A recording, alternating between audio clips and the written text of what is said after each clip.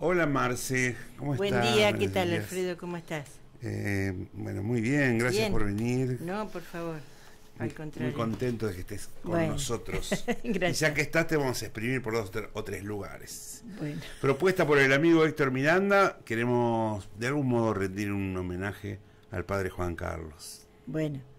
Te cuento que vos muchas veces has pedido por él años desde que él tuvo un ACV, pero bueno, para que la gente conozca la historia, cuando nosotros empezamos a ir allá a la escuelita en San José de Boquerón, digamos, la escuela está en el paraje que se llama Tres Varones, dentro del monte, y a unos 5 kilómetros está lo que sería el pueblo, que es San José de Boquerón. Ese pueblo no tenía nada, no es que tenga mucho, pero a lo largo de los años, Sí, antiguamente... empezando por el agua. El agua, sí. Bueno, ni hablar.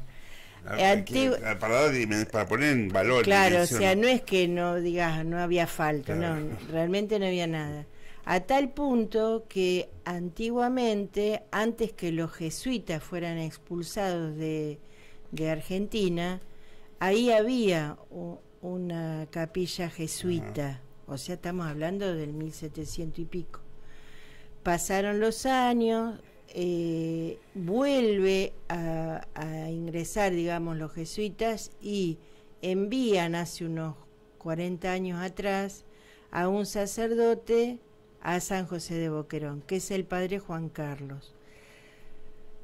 El padre Juan Carlos, que fue jesuita, tiene muchas características raras, digamos. Por empezar, él fue el padrino de Bergoglio cuando ingresa a los jesuitas. O sea, los jesuitas tienen como un ritual para ingresar, tienen que tener a alguien que los conozca, y él, que ya estaba en el seminario, fue el padrino, fue confesor de Francisco, y bueno, lo mandan a San José de Boquerón. Cuando llega no había nada, y él se hace una especie de caverna, se hace como una cueva en el monte, y eso es lo que después termina siendo la capilla. Ah, no sabía esa parte. No, o sea...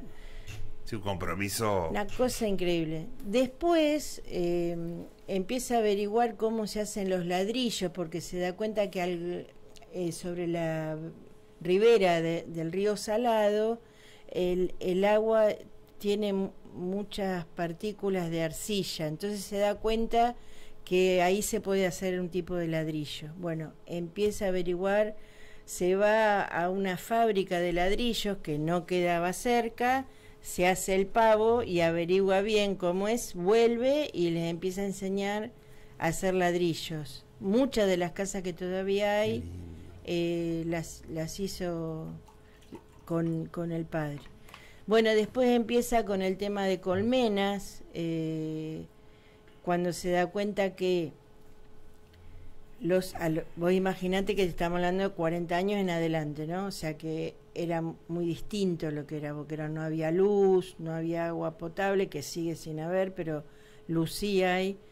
En ese momento se da cuenta que los hombres se van todos a las cosechas como golondrinas, y necesitaba algo con las mujeres que quedaban, porque realmente al principio era como algo muy natural que la mujer se quedara, pero te estoy hablando de meses, o sea, ellos se van en noviembre y aparecen en marzo, o sea, no es que la pasen, no. Entonces, bueno, empezó con el tema de colmenas y se dio cuenta que tenía que hacer la mitad del alza, o sea, no sé, es difícil explicarlo en la radio. Sí. Las colmenas normalmente tienen un alza que es bastante pesada, pero si vos haces a la mitad, podés sacar, digamos, 2 cosechas. Nosotros teníamos colmena en mol, y con eso bueno, así les empezó a enseñar a las mujeres. Las mujeres allá son terriblemente trabajadoras, realmente muy resilientes, viste, como esa fortaleza, ¿no? Y bueno, empezaron a tal punto que en la misma capilla compró un extractor para poder sacar la miel, compraron frascos, empezaron, bueno. Después hizo lo mismo con los telares, empezó para que las mujeres pudieran vender sus productos, porque si no antes venía un tipo de afuera, les compraba por 2 pesos y se llevaba unos ponchos que no te digo lo que son. Bueno, él logró que fuera reconocido, y lo que yo más recuerdo, que creo que es lo más fuerte de él, un año que fuimos, los ahijados, la maestra nos dice, nos van a sacar la escuela. Digo, ¿cómo le van a sacar? Sí, dice, porque venden todo esto porque está en un remate.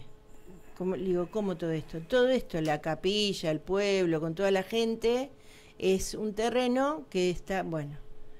Empezamos a averiguar, nosotros justo estábamos allá, nos pidieron que fuéramos a una asamblea, ahí empezamos a escuchar, había movimientos de todo tipo, porque en ese momento, si vos te acordás, había un movimiento santiagueño muy fuerte, el Mocase, que es un movimiento izquierdista, pero con mucha mucha fuerza en esa zona.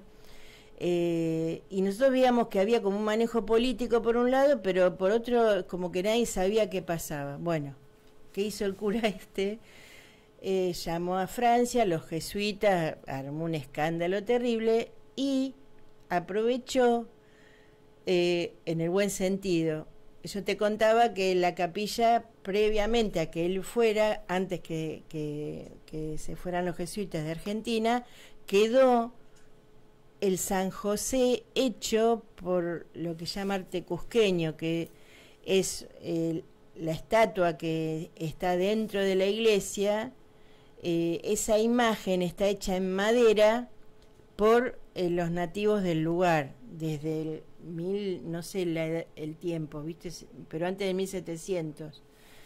Con esa excusa lo declararon patrimonio y logró que agrandó, digamos, lo que era la capilla, le puso los kilómetros alrededor y de esa forma salvó el pueblo. Sí, muy impresionante. Incluso tenemos alguna repercusión de que la gente quiere tenerlo allí. Sí, él siempre pidió que estuviera, o sea, él se tuvo que ir después que tuvo la CB. Si bien te charlaba de a poquito, pero se manejaba bastante bien, le pidieron que volviera a Buenos Aires, cosa que realmente no quería. Él quería morir en Boquerón, y bueno, siempre soñó con que su cuerpo descansara ahí, ¿no? Si bien, viste que los sacerdotes, el que queda es un poco el que quiere ese duelo, ¿no? Nos pasó a nosotros con el padre Felipe. Y allá él hizo, por ejemplo, 40 capillitas, o sea, vos vas a 2 cuadras y hay una capillita. Qué vida comprometida, por ejemplo, la camioneta de la parroquia la usaban como ambulancia, hizo partos, ¿no? ¿Viste? Es oscura que realmente. Y otra cosa que hacía, que es muy importante, él lograba que los mejores estudiantes en la primaria, porque allá no había escuela secundaria, lograran una beca y pudieran ir a Ñatuya, que es donde dependía la capilla, y una de las maestras, que es Lita, que ha venido acá a Navarro varias veces, Lita es egresada como maestra y vuelve a su pueblo. Si bien ella vive en Nueva Esperanza, es una de las becadas, digamos. Qué lindo, bueno, qué lindo recuerdo. Nuestro reconocimiento por el padre Juan Carlos, por el vínculo fuerte que ha tenido con la comunidad. Él siempre tenía una palabra de agradecimiento, así que nosotros tenemos para con él ahora un recuerdo extraordinario me hiciste acordar de agradecimiento también. Que hizo canciones para la iglesia, Soy Testigo, canciones que fueron muy famosas. Eso yo no lo sabía y los había hecho él. Qué bárbaro. Ya que estás acá, ayer nos llegó un artículo que dice 2 hombres murieron por infecciones Sí, en Berazategui. En Berazategui. Luego de comer un asado con anchuelas en mal estado.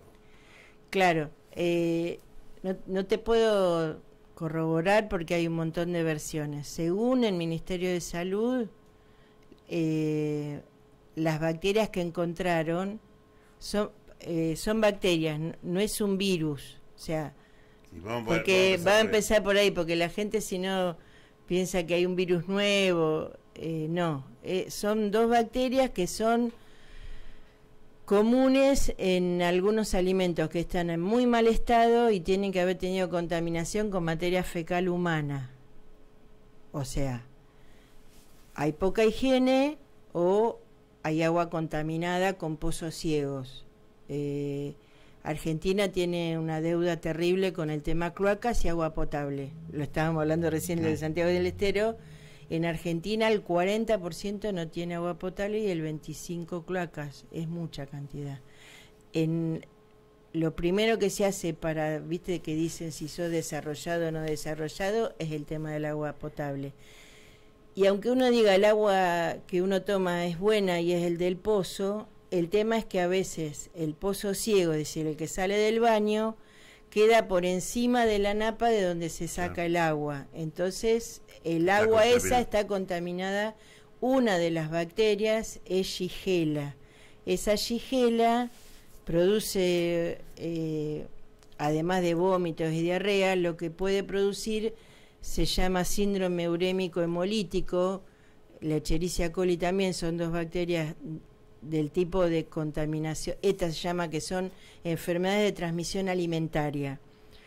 Y encontraron esas 2 bacterias, o sea, Shigella y Salmonella. Y la Salmonella es cuando el producto ya está en muy mal estado, o sea, ha perdido la cadena de frío, que son la carnicería. Pero eso, lo básico de todo esto es que no es ser navarro y que es no es un virus, no es algo que se... No es algo, o sea... Creo que es como una señal de alarma, ¿no? Hubo una señal de alarma, digamos, el que me avisó también fue Emiliano Terrible, que está con nosotros en el PRO, y bueno, él se ocupa, digamos, de todo lo que viene así, que para tranquilizar también. Él nos comentaba que hasta ahora aparentemente son esas 2 bacterias. Hay alguna, digamos, una confusión, una por el COVID, viste que es como que uno ha tenido ese miedo, y otro por una especie de vaquita de San Antonio que ya está en Chivilcoy y que está haciendo destrozos con las colmenas. Eso hemos hablado con... Así que entonces medio como, viste, en las redes se mezcla todo y sale uno diciendo es un virus, bueno. Eso no quita que uno tiene que estar atento. No, por supuesto, porque puede pasar en cualquier lugar. En este sentido, en época de verano, con altas temperaturas y el agua y la carne, hay que tener cuidado, lavarse bien las manos como siempre, es decir, esos cuidados no hay que perderlos, por más que no uno diga, bueno, ya pasó el COVID, hay que estar atento en eso. Muchas gracias, Marcela. Bueno, al contrario. Faltan apenas 3 para el mediodía. Vamos con rumbo conocido en bus.